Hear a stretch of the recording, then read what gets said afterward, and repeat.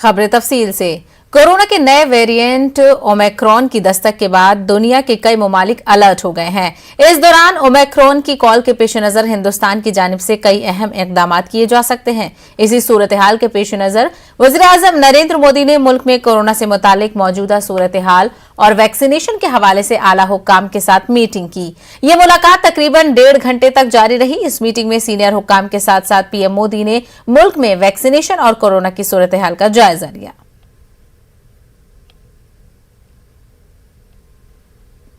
Corona के नए variant से निपटने के लिए मरकज और रियासती हुकूमतें जुट गई हैं। गुजरात हुकूमत ने जनूबी Africa, Hong Kong, Zimbabwe, Mauritius, Brazil, चीन, बर्तानिया और बांग्लादेश के अलावा कई ऐसे मुल्क हैं जहां से आने वालों के लिए आरटी-पीसीआर टेस्ट को लाजमी करार दिया है। ख्याल रहे कि गुज़िश्ता दिनों जनूबी अफ्रीका में नए वेरिएंट की तशखीस हुई है, जिसके बाद से इस वायरस के फैलाव को रोकने के लिए दुनिया भर के ममालिक हरकत में आ गए हैं। उधर मुंबई की मेयर किशोरी पेडनेकर का कहना है कि नए वेरिएंट से मुंबई की तशवीश में भी इजाफा हुआ है। उन्होंने कहा कि जनूबी अफ्रीका से मुंबई आने वालों को क्वारंटीन किया जाएगा और उनका जीनोम टेस्ट भी होगा।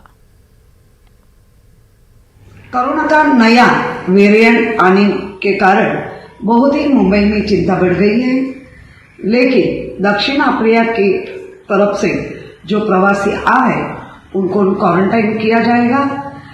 जो प्रवासी आ रहे उनको, जो दक्षिण अफ्रीका हो या दूसरे देश से आते कंट्री से, तो उनको जीनोम सीक्वेंसिंग का चेक करना पड़ेगा। उसके बाद जो हमारे देश में आते तो उनको क्वारंटाइन करके वो सब चेकिंग होने के बाद ही छोड़ा जाएगा।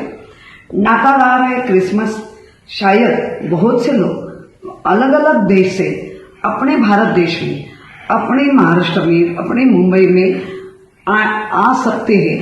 इसीलिए उनको ये पूरी जो बदलाव हुआ विषाणु है, जिसको हम कोरोना कहते हैं, उसके लिए ये सब दक्षता ली जा रही है महानगर पालिका से। जो यूरोप देश से आते हैं, जो अलग अलग देशों से आते हैं, उनके बारे में सोचना जरूरी है। इसीलिए जीनोम सीक्वेंसिंग जिनका टेस्टिंग होगा वो पूरा निर्णय महानगर पालिका ने लिया है। कोरोना के नए वेरिएंट से मुतासिरा मुल्कों से आने वाली परवाजों को रोकने का मुतालबा दिल्ली के वज़ीर आला अरविंद केजरीवाल ने वज़ीर-ए-आज़म नरेंद्र मोदी से किया है। केजरीवाल ने ट्वीट किया है कि बड़ी मुश्किल से मुल्क कोरोना से उबर पाया है। मुल्क में नए वेरिएंट को दाखिल होने से रोकने के लिए हमें हर मुमकिन इकदाम करने चाहिए। वहीं टीम इंडिया के जनूबी अफ्रीका दौरे पर कोरोना के नए वेरिएंट का खतरा मंडलाने लगा है। नए वेरिएंट के बढ़ते मामलों ने बीसीसीआई को भी तशवीश में मुब्तला कर दिया है। बोर्ड ने सूरत हाल का जायजा लेने के लिए मीटिंग तलब की है, जिस पर जनूबी अफ्रीका दौरे पर गौर खौस किया जाएगा। इंडिया ए की टीम फिलवक्त जनूबी अफ्रीका के दौरे पर है। वहां से मिल रही इत्तलात पर बोर्ड के ओहदेदारान तबादला ख्याल करेंगे। इसके बाद ही जनूबी अफ्रीका क्रिकेट बोर्ड से बातचीत की जाएगी। मुख्तलिफ पहलुओं पर गौर करने के बाद ही कोई हतमी फैसला लिया जाएगा। टीम इंडिया का मुजव्वजा दौरा 17 दिसंबर से 26 जनवरी तक है। शेड्यूल के मुताबिक टीम इंडिया टेस्ट, वनडे और T20 सीरीज खेलेगी।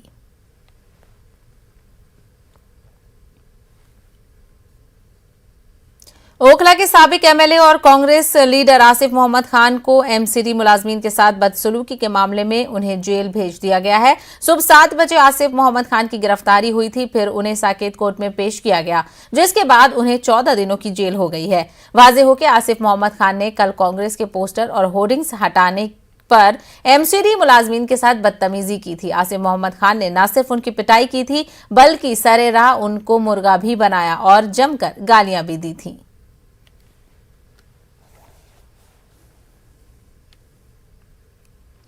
नीट पीजी काउंसलिंग में ताखिर की वजह से आज मुल्क भर में रेजिडेंट डॉक्टरों की हड़ताल जारी है। दरअसल federation of resident doctors association ने गुज़िश्ता रोज बंद का ऐलान किया था, जिसके बाद सफदरगंज अस्पताल, आरएमएल अस्पताल और दीगर अस्पतालों के डॉक्टरों ने आज ओपीडी में मरीजों का इलाज न करने का फैसला किया है।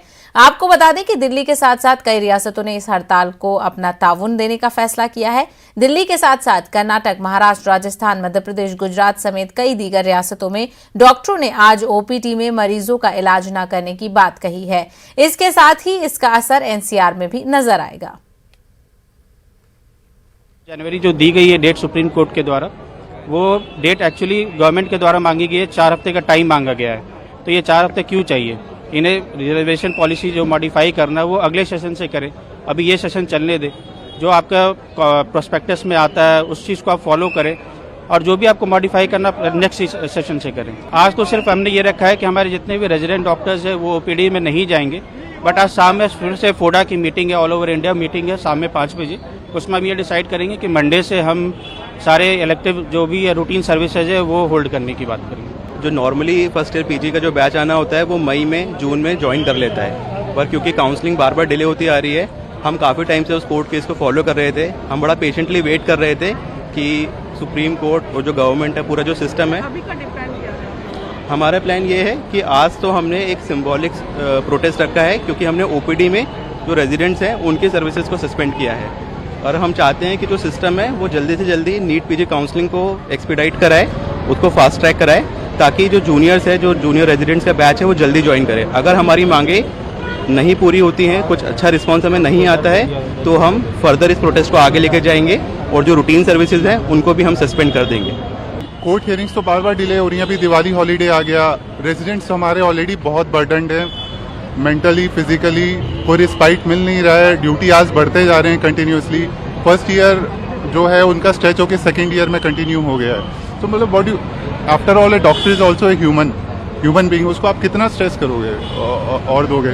तो अब कोर्ट्स में जैसे जो 4 हफ्ते का डिमांड जो टाइम मांगा है वो सरकार ने मांगा है, कोर्ट ने अपनी तरफ से नहीं दिया है। तो अब सरकार इस पे, तो अब सरकार के हाथ में उसको एक्सपेडाइट करना है। वजीर ज़राअत नरेंद्र सिंह तोमर का कहना है कि पार्टी के सरमाई इजलास के पहले ही दिन ज़राए कवानीन की मनसूखी का बिल पेश किया जाएगा। उन्होंने कहा कि किसानों के मसाइल का हल तलाशी करने के लिए एक कमेटी भी तश्कील दी गई है। कमेटी एमएसपी निज़ाम को मुयस्सर और शफाफ बनाए, जीरो बजट फार्मिंग और फसलों की रंगारंगी के मसले को हल करने के रास्ते तलाश करेगी। नरेंद्र सिंह तोमर ने कहा कि कमेटी की तश्कील के साथ ही एमएसपी पर किसानों के मुतालबे पूरे हो गए हैं।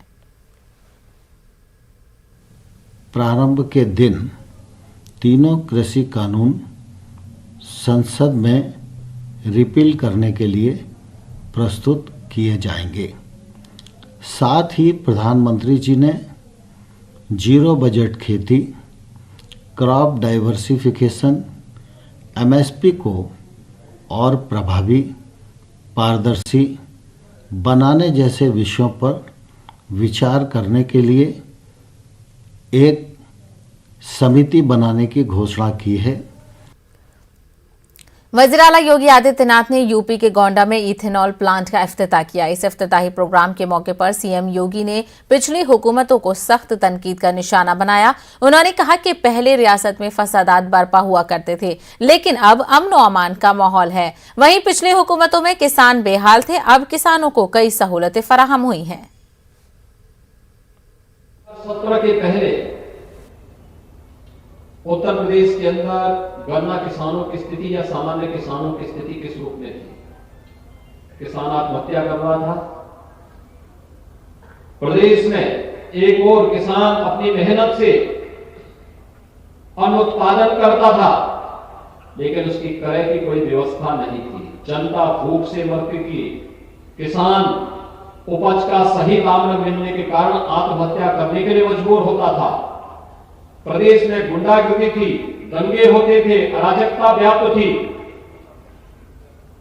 लेकिन 2017 के बाद प्रदेश के अंदर प्रधानमंत्री मोदी जी के मार्गदर्शन में प्रदेश सरकार ने कैसे एक एक कदम आगे बढ़ते हुए प्रदेश की पूरी तकदीर और प्रदेश की पूरी तस्वीर को बदलने का काम किया है, आज ये सबके सामने है।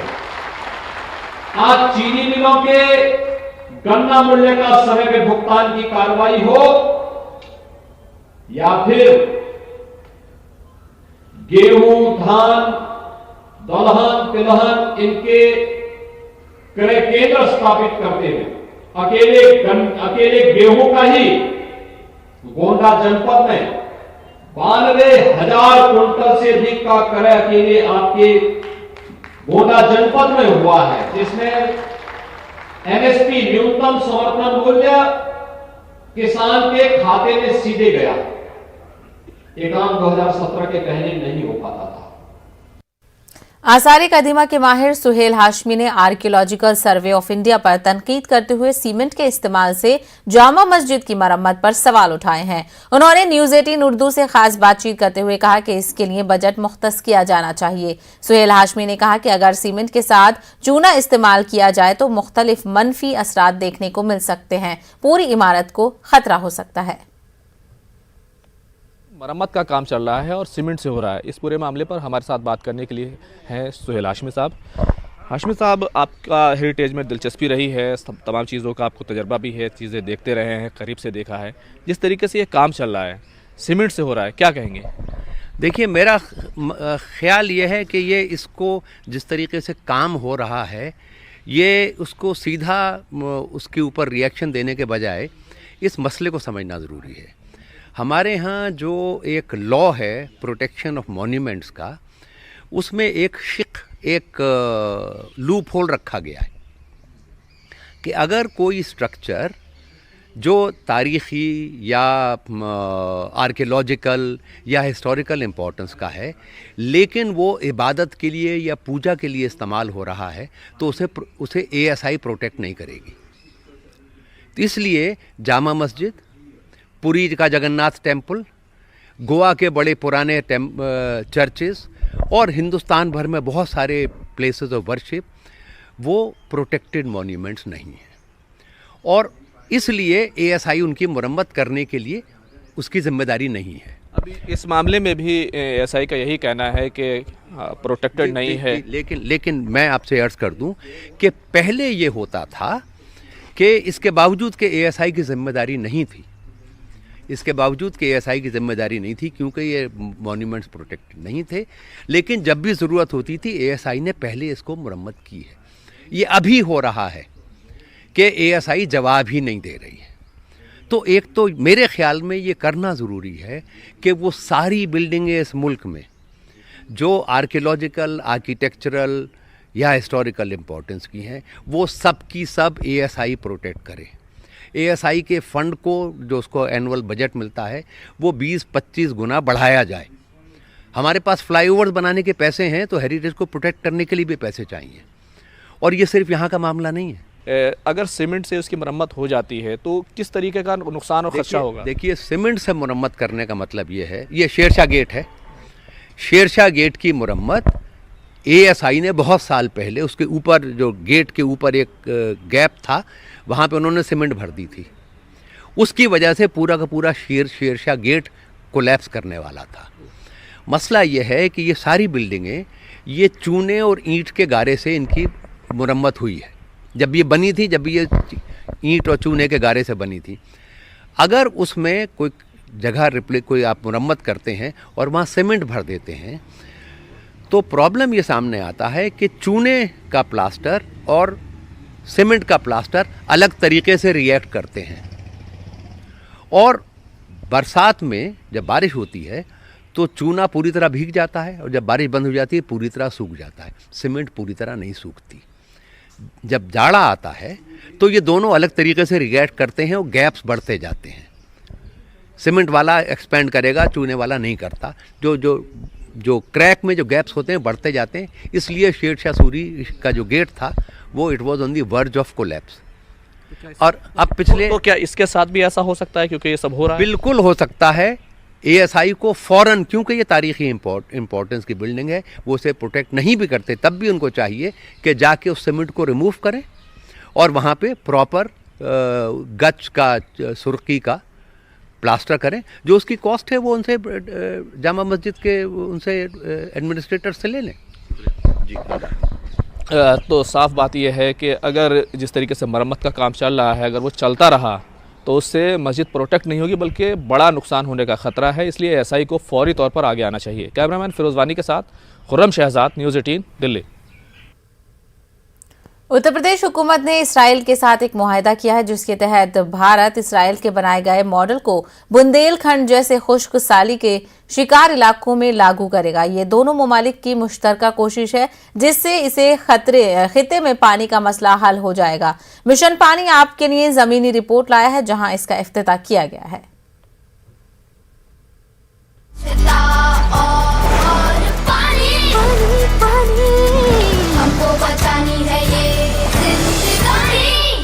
A few years ago, to be a place for a new cooperative and cooperation between the states of Israel and India.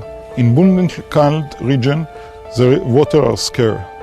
Following a climate change, there is a very low precipitation. In the last year, water availability reduced by more than 50%.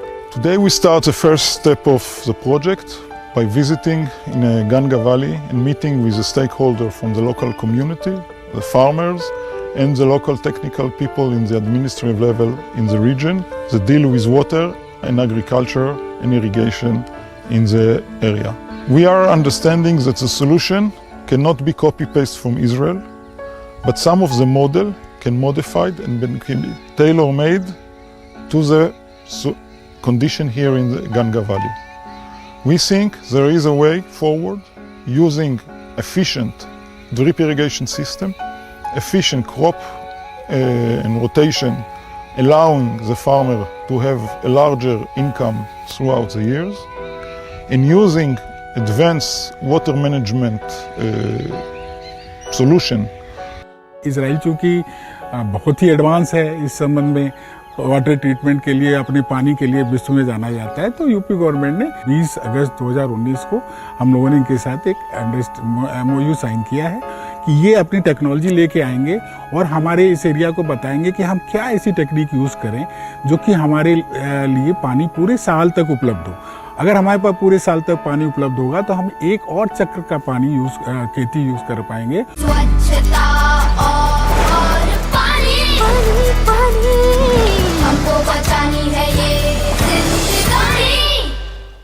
तो आपको बता दें कि वजीर आला योगी आदित्यनाथ ने अवामी rally से खिताब किया है। आइए सुनते हैं।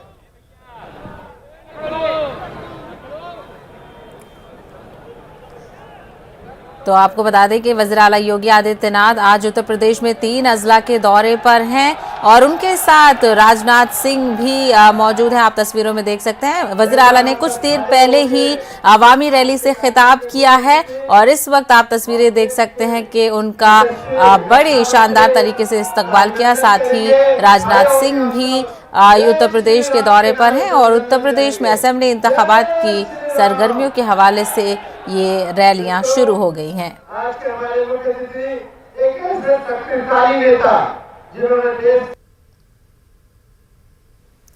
बात करेंगे मध्य प्रदेश की, तो मध्य प्रदेश में शिवराज सिंह हुकूमत नामों को तब्दील करके तरक्की की नई इबारत रकम करने की जानिब गामजन है। एक इमारत की तब्दीली का शोर कम भी नहीं होता है कि दूसरी इमारत या मुकाम का नाम तब्दील कर दिया जाता है। बीड़ागढ़ का नाम बदलकर संत हिरदाराम नगर, कोलार का नाम बदलकर श्यामा प्रसाद मुखर्जी नगर, लाल घाटी का नाम बदलकर महंत चंद्रमा दास त्यागी और हबीबगंज स्टेशन का नाम बदलकर रानी कमलापति स्टेशन किया जा चुका है।